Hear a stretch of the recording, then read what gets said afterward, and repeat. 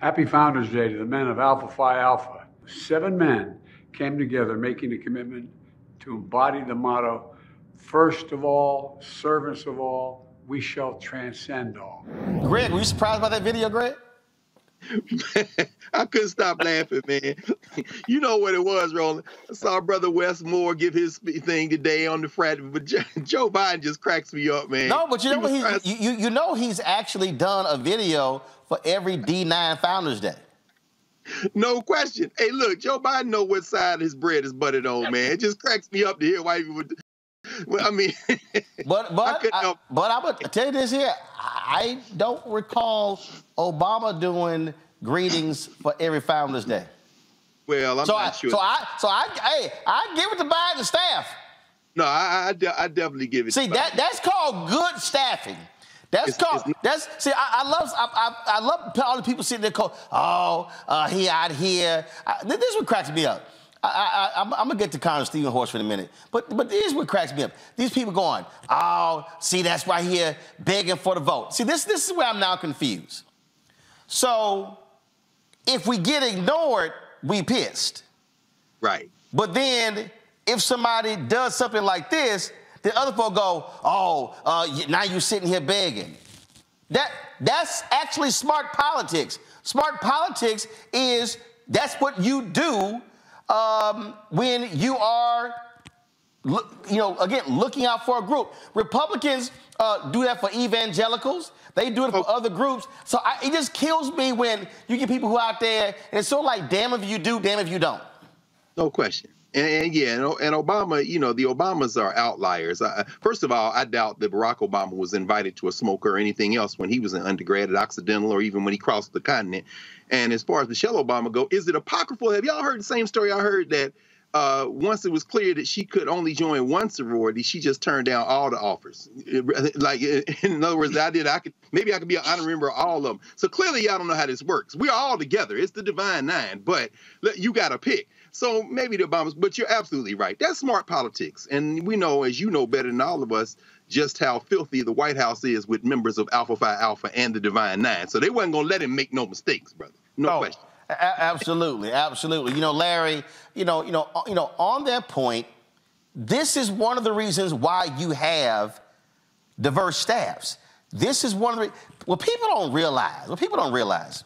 Presidents, governors, mayors, county commissioners, state reps, state senators, when you go to awards programs, what do you open up? You will see a letter there from elected official. When you go, you will see videos there. This happens for all groups. And so we should want elected officials, especially those that depend on our votes, honoring our organizations.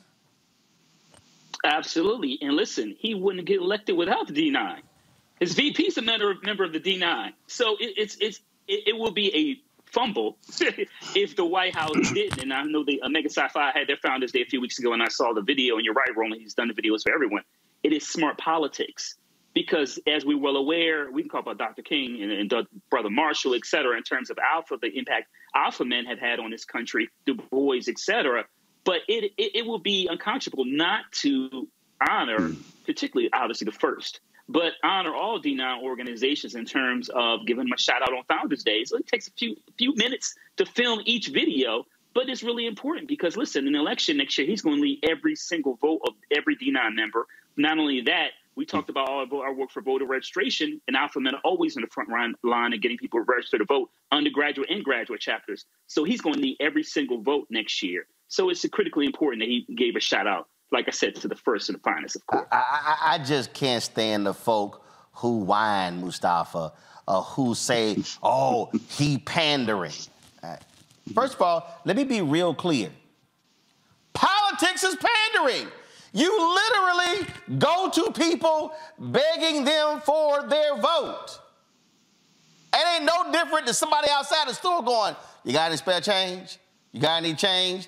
That's what politicians do.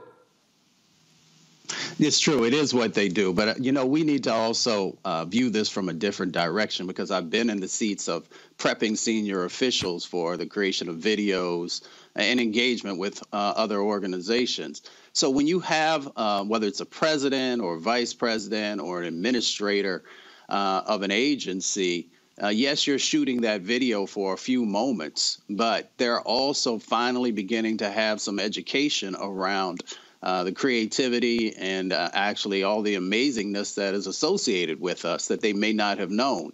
And then they will also swing back around when you're on the road with them, and they'll say or ask questions about an organization and the leaders inside of that. So when he hears names like Dr. King or Thurgood Marshall or a number of others, and they're starting to make some decisions about who's going to get invited to something or where resources need to go or who has the expertise in that space, they will think about Alpha Phi Alpha. So there's a number of benefits that come from having those individuals both in that moment and then in additional times afterwards. Absolutely, absolutely. Speaking of that, Mustafa, you're there in Dubai. Vice President Kamala Harris was there as well.